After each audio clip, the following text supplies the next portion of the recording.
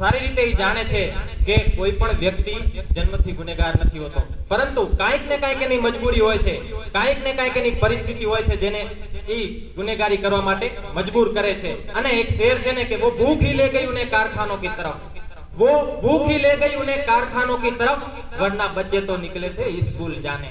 એટલે કાંઈક ને કાંઈક એ વ્યક્તિની મજબૂરી હોય છે સાહેબ। અને આજે આ તિરંગો લહેરાઈ રહ્યો છે અને આપણે બધાએ સ્વતંત્ર ભારતમાં આ સ્વતંત્રતાનો દિવસ ઉજવી રહ્યા છે, ત્યારે 15 ઓગસ્ટ 1947 ની પૂર્વ સંધ્યાએ લખાયેલી કવિતા થી હું તમને એક આપણું દિવ્ય સપન યાદ કરવા માંગીશ કે 15 अगस्त का दिन कहता है आजादी अभी अधूरी है, 15 अगस्त का दिन कहता है आजादी अभी अधूरी है, सपने सच होना बाकी है, राखी की शपथ न पूरी है, जिनकी लाशों पर पग धरकर, जिनकी लाशों पर पग धरकर आजादी भारत में आई, वो अब तक है खाना बदोश गम की काली बदली छाई। अरे कलकत्ते के फुटपाथों पर, कलकत्ते के फुटपाथों पर जो आंधी पानी सहते हैं, उनसे जाकर पूछो कि वो 15 अगस्त के बारे में क्या कहते हैं।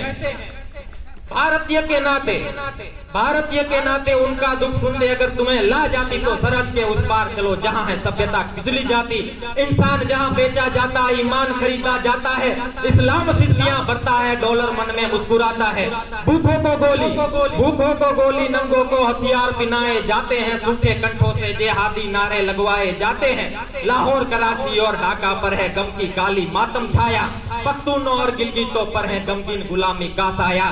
बस इसलिए तो कहता हूँ कि आजादी अभी अधूरी है, कैसे उल्लास मनाऊं मैं, बस कुछ दिन की मजबूरी है, लेकिन वो दिन दूर नहीं जब खंडित भारत को पुनः अखंडित बनाएंगे। गिलगित से गारो पर्वत तक आजादी पर्व मनाएंगे। उस स्वर्ण दिन के लिए आज से कमर कसें, बलिदान करें, जो पाया उसमें खो न जाए, जो खोया उसका ध्यान करें। અને મને વિશ્વાસ છે આ દેશના સૈનિકો, આ દેશના નેતૃત્વ ઉપર અને આ દેશના નાગરિકો ઉપર કે એક દિવસ અખંડ ભારતનું પણ દિવ્ય સપના જરૂર સાકાર થશે। परंतु हम अपनी जान के दुश्मन को अपनी जान कहते हैं, हम अपनी जान के दुश्मन को अपनी जान कहते हैं, मोहब्बत की इसी मिट्टी को हिंदुस्तान कहते हैं। और जो दुनिया में सुनाई दे उसे कहते हैं खामोशी, जो दुनिया में सुनाई दे उसे कहते हैं खामोशी, जो आंखों में दिखाई दे उसे तूफान कहते हैं। और ये दीवार का सुराग है ना साहब, ये दीवार का सुराग है ना साहब, चाइना अमेरिका पाकिस्तान साजिशों का हिस्सा है, लेकिन हम अपने इसे घर का रोशनदान कहते हैं, घर का रोशनदान कहते हैं। आजादी, आजादी नो साहेब श्री વાત કરી મતલબ એ જ સમજી શકે જે વ્યક્તિ ક્યારે ગુલામ રહ્યો હોય। અને આપણે બધા સૌ સૌભાગ્યશાળી છે કે આપણે સ્વતંત્ર ભારતમાં જન્મ લીધો છે। અને હું प्राचीन मध्यकालीन और वर्तमान भारत उदाहरणों थकी स्पष्ट करवा मांगीश कि जब हम फिरंगियों के फेरे में फंस गए थे, कि जब हम फिरंगियों के फेरे में फंस गए थे तो रंग दे बसंती के एक आवाज पे टोलों के टोले उमड़ाते थे और उनके वंदे मातरम के नारों से खून में आने वाला 5-5 डिग्री का उफान अंग्रेजी शासकों के जड़ों में तूफान ला देता था। लोग मर जाते थे, मिट जाते थे, फांसी पे चढ़ जाते थे, तो वो भी अपनी देशभक्ति साबित कर रहे थे, कारण के आ समयनी कसोटी हती। અને ત્યારબાદ 62, 65 અને 71 ના યુદ્ધમાં પોતાનું સુહાગ ગુમાવી બેઠેલી ભારતીય નારી જ્યારે ઘરની આવી હાલત હોય કે प्यार भी भरपूर गया, प्यार भी भरपूर गया, मांग का सिंदूर गया, अरे नन्हे निन्हालियों की लंगोटियां चली गई, छोटी छोटी बेटियों की चोटियां चली गई। अरे बाप की कमाई गई, भाई की पढ़ाई गई, एक ऐसा विस्फोट हुआ पता ही नहीं चला कि पूरे जिस्म की बोटियां चली गई। और आपके लिए तो एक आदमी गया है साहब, लेकिन हमारे घर की तो रोटियां चली गई, हमारे घर की तो रोटियां चली गई। आवा घरना हालात होवा छतां पण एक भारतीय माता पुत्रने सरहद ઉપર દુશ્મનના ચીથરા ઉડાડી દેવા માટે મોકલી દેતી હતી અને પોતાના પુત્રને પત્ર લખતી હતી કે अम्मा ने खत लिखा है बड़े ही चाह से, अम्मा ने खत लिखा है बड़े ही चाह से, पुत्र मेरे न घबराना तुम, 1 इंच भी न पीछे हटना, चाहे इंच इंच कट जाना, चाहे इंच इंच कट जाना। શું એ બલિદાન હશે, શું એ ત્યાગ હશે ભારતીય નારીનું। અને સાહેબ શ્રી વાત કરી ત્યારે દેશ બલિદાન માંગતો હતો, ત્યારે દેશ ત્યાગ અને સમર્પણ માંગતો હતો, ત્યારે દેશ મરી જવા માટે, ફાંસીએ ચડી જવા માટે અને ફના થઈ જવા માટે કહેતો હતો। પરંતુ આજ દેશ ફાંસીએ ચડી જવા માટે નથી કહેતો, આજે દેશ મરી જવા કે ફના થઈ જવા માટે નથી કહેતો, પરંતુ મારા વિચારોમાં કોઈ વ્યક્તિ પોતાનું કામ પૂરી ઈમાનદારી, પૂરી નિષ્ઠા અને પૂરી લગનથી કરે તો એ જ એની સાચી દેશભક્તિ છે। અને હું નથી માનતો હું નથી માનતો કે વોટ્સઅપ ને ફેસબુક ના ડીપી ને 3 રંગના તિરંગાથી રંગી નાખવો એ દેશભક્તિ છે, અને તમે એમ કહેશો કે વર્ષમાં 2 વખત હાથમાં તિરંગો લઈ લેવો એ દેશભક્તિ છે, તો પછી ફૂટપાથ પર રહેવા વાળો એ ગરીબ બાળક જ્યારે તડકામાં, આવા ઘોર તડકામાં જ્યારે હાથમાં તિરંગા લઈને વેચી રહ્યો હતો, શું આ એની દેશભક્તિ છે? ના, આ એની દેશભક્તિ નહીં, પરંતુ આ એના પેટની ભૂખની શક્તિ છે જે એને આ કામ કરવા માટે મજબૂર કરે છે। અને કારણ કે ન મસ્जिद को जानते हैं और न शिवालय को जानते हैं, न मस्जिद को जानते हैं और न शिवालय को जानते हैं, और जो पेट के भूखे होते ना साहब, वो सिर्फ और सिर्फ भोजन के निवालों को जानते हैं, भोजन के निवालों को जानते हैं।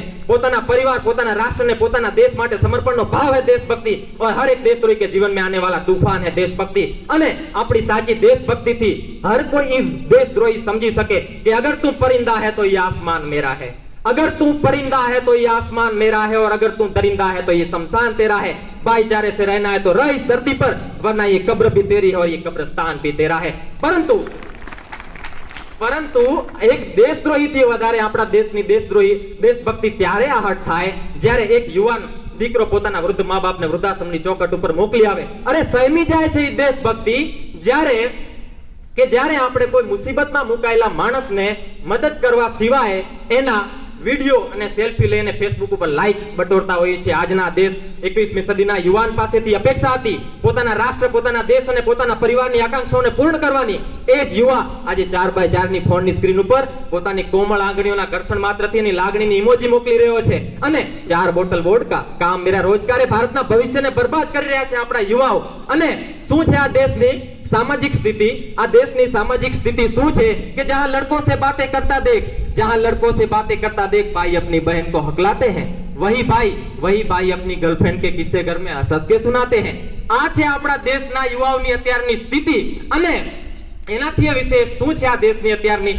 આને બદલવાની જરૂર છે। આ એક કટાક્ષ છે, પરંતુ શું છે આ દેશની આધ્યાત્મિક સ્થિતિ કે जहां पत्थर की मूर्त को लगते हैं 56 भोग, जहां पत्थर की मूर्त को लगते हैं 56 भोग, और भूखे नंगे तड़पते सो जाते हैं लोग, भूखे नंगे तड़पते सो जाते हैं लोग। अरे मजदूर ने मजदूर समझो, मजबूर नहीं। गरीब ने काम आपो, दान नहीं। ने दान देवाना એટલા જ इच्छुक हो, અને જો દાન દેવાના એટલા જ इच्छुक हो તો જીવતા જીવ રક્તદાન આપો, ને મર્યા પછી અંગદાન કઈ કરી કોઈ મરતાને જીવન દાન આપો। આ છે સાચી દેશભક્તિ, અને આ છે સાચો રાષ્ટ્ર પ્રેમ। અને મને તો સાહેબ એટલી જ વાતનો ગુરુર છે કે ન સરકાર મેરી है, न सरकार मेरी है और न रब मेरा है, न सरकार मेरी है और न रब मेरा, ना ही ये बड़ा सा नाम मेरा है।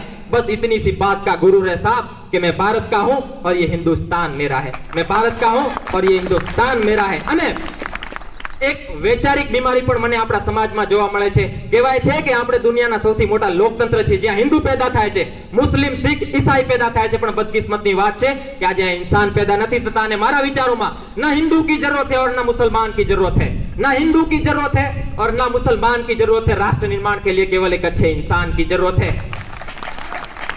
जरा सोचकर देखिए कि ये पेड़ पौधे और शाखाएं भी हैरान हो जाए, जरा सोचकर देखिए पेड़ पौधे और शाखाएं भी हैरान हो जाए अगर परिंदे भी हिंदू और मुसलमान हो जाए। અને એક શૈક્ષણિક બીમારી પણ મને આપણા સમાજમાં જોવા મળે છે। બહુ જ આશ્ચર્યની વાત છે કે જે દેશે આ દુનિયાને તક્ષશિલા અને નાલંદા આપીને વિશ્વવિદ્યાલય શિક્ષણની બુનિયાદ રાખી, આજે એ જ દેશની વિશ્વની 100 શ્રેષ્ઠ શિક્ષણ સંસ્થાઓમાં આપણી એક પણ સંસ્થાનું નામ નથી। કારણ કે એક બાજુ આપણી પાસે આઈઆઈટી, એમઆઈટી અને એનઆઈટી જેવી શ્રેષ્ઠ શિક્ષણ સંસ્થાઓ છે, જ્યાં બીજી બાજુ આપણા દેશના ગરીબોને બેરોજગારીની જમાતમાં ઊભા રાખીને એમના હાથમાં સર્વ શિક્ષા અભિયાનનું ઝુંઝુનું પકડાવી દેવામાં આવે છે। અને એનું કારણ છે કે આપણા દેશની શિક્ષા નીતિ માત્ર 2 પ્રકારના લોકો માટે બને છે, એક જે વિદ્વાન છે અને બીજા જે ધનવાન છે। અને આનું કારણ એ જ છે, અને આવી કેટલી બીમારીઓ આપણા સમાજમાં છે, અને એનું તમામે તમામ બીમારીનું કારણ એ જ છે કે આપણો અંધવિશ્વાસ। અને મારા વિચારોમાં જ્યાં સુધી આ દેશનો યુવા પોતાની સફળતા માટે દોરા ધાગાને તાવીજો બંધાવતો રહેશે અને આપણા જ શિક્ષિત વર્ગનું બિલાડીના રસ્તો કાપવાથી ઊભા થઈ જવું, પોતાના ધર્મ, પોતાની જાતિને શ્રેષ્ઠ માનીને બીજાના ધર્મ અને જાતિનો અવગણના કરતો રહેશે, ત્યાં સુધી ના તો આ દેશમાંથી અંધવિશ્વાસ ખતમ થશે, ના તો આ દેશનું રાષ્ટ્ર નિર્માણ સંભવ થશે।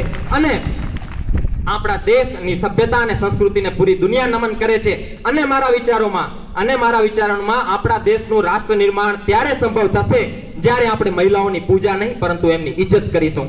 આપણા દેશનું રાષ્ટ્ર નિર્માણ ત્યારે સંભવ થશે જ્યારે જાતિનું આપણે રક્ષણ નહીં પરંતુ સામાજિક શક્તિનું આહવાન કરીશું અને આપણા દેશનું રાષ્ટ્ર નિર્માણ ત્યારે સંભવ થશે જ્યારે સ્વચ્છતા અભિયાનમાં માત્ર સરકાર નહીં પરંતુ સડક પર ચાલવા વાળો પ્રત્યેક નાગરિક ભાગીદાર બનશે, સ્વચ્છ ભારત સ્વસ્થ ભારતને દિલથી અપનાવશે અને આપણા દેશનું રાષ્ટ્ર નિર્માણ ત્યારે સંભવ થશે જ્યારે એક ગરીબ બાળક મધ્યાહન ભોજન માટે નહીં પરંતુ જ્ઞાન અર્જિત કરવા માટે સરકારી સ્કૂલની પગ ઉપર ચોકટ પર પગ મૂકશે અને આપણા દેશનું રાષ્ટ્ર નિર્માણ ત્યાં સુધી સંભવ नहीं થાય कि जब तक एक नागरिक नैतिक रूप से हीन, चरित्र रूप से भ्रष्ट, मानसिक रूप से दिवालिया, धार्मिक रूप से अंधा, राजनीतिक रूप से गंदा, स्वैच्छिक मान मूल्यों के आंकड़ों पर चिन्ह चिन्ह पेपंडमयी भारत को खंड खंड करता रहेगा, तब तक हमारे देश का राष्ट्र निर्माण संभव नहीं होगा।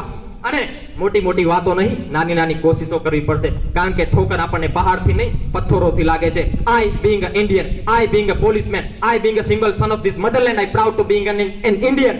અને હું સલ્યુટ કરવા માંગી સરહદ ઉપર આપણી રક્ષા માટે ઊભા પ્રત્યેક જવાનને, આ દેશની પોલીસ પ્રશાસન અને ખેડૂતને અને આ દેશના પ્રત્યેક નાગરિકને જે પોતાનું કામ પૂરી ઈમાનદારી, પૂરી નિષ્ઠા અને પૂરી લગનથી કરી રહ્યો છે, જેના વગર રાષ્ટ્ર નિર્માણની કલ્પના કરવી પણ અશક્ય છે।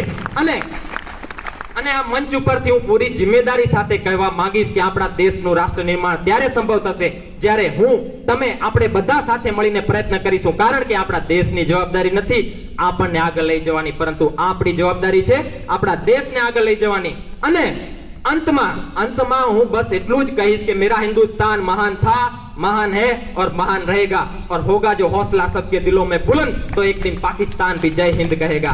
अरे पाकिस्तान क्या पूरा जहान जय हिंद कहेगा। અને પાકિસ્તાન થી યાદ આવ્યું, પાડોશી છે બાજુમાં, આપણા દેશને કોઈ સમજાવો, આપણા પાડોશીને ખોટા ઉપાડા ન લ્યો ભાઈ, ખોટા વેમમાં ન રહ્યો અને ગમે એની સાથે તમે સમજોતા કરી લ્યો અને એમને કોઈક સમજાવો કે ભાઈ તમારા દેશની જેટલી આર્મીની સંખ્યા છે ને એના કરતા તો અમારા દેશમાં તલાટી કે મંત્રીની પરીક્ષામાં ફોર્મ વધારે ભરાય છે, એટલે કોઈ ખોટા વેમમાં ન રહેતા ભાઈ। અને ગમે એની સાથે તમે સમજોતા કરી લો, ચાઇના, અમેરિકા, तुर्की, साउदी पण एनाथी काई नहीं वळे कारण के एक नहीं दो नहीं करो 200 समझौते, एक नहीं दो नहीं करो 200 समझौते पर स्वतंत्र भारत का मस्तक नहीं झुकेगा। अगणित बलिदानों से अर्जित यह स्वतंत्रता, त्याग तेज तप बल से रक्षित यह स्वतंत्रता, प्राणों से भी प्रियतर यह स्वतंत्रता, इसे मिटाने की कोशिश करने वालों से कह दो कि चिंगारी का खेल बुरा होता है। औरों के घर आग लगाने का जो सपना वो सदा अपने ही घर खड़ा होता है और पर अपने ही हाथों तुम अपनी न कब्र खोदो, अपने पैरों आप कुल्हाड़ी नहीं चलाओ और नादान पड़ोसी अपनी आंखें खोलो, आजादी है अनमोल न इसका मोल पाओ। અને આપણા પાડોશીને ક્યાંથી ખબર કે આઝાદીનું શું મૂલ્ય હોય, એના માટે શું બલિદાન આપવા પડે કારણ કે पर तुम क्या जानो आजादी क्या होती है, पर तुम क्या जानो आजादी क्या होती है, तुम्हें मुफ्त में मिली न कीमत गई चुकाई, अंग्रेजों के बल पर 2 टुकड़े पाए हैं, माँ को खंडित करके तुमको लाज न आई। अमेरिकी शस्त्रों से तुम अपनी आजादी को दुनिया में कायम कर लोगे यह मत समझो, अमेरिकी शस्त्रों से तुम अपनी आजादी को दुनिया में कायम कर लोगे यह मत समझो, 10-20 अरब डॉलर लेकर आने वाली बर्बादी से तुम बच लोगे यह मत समझो।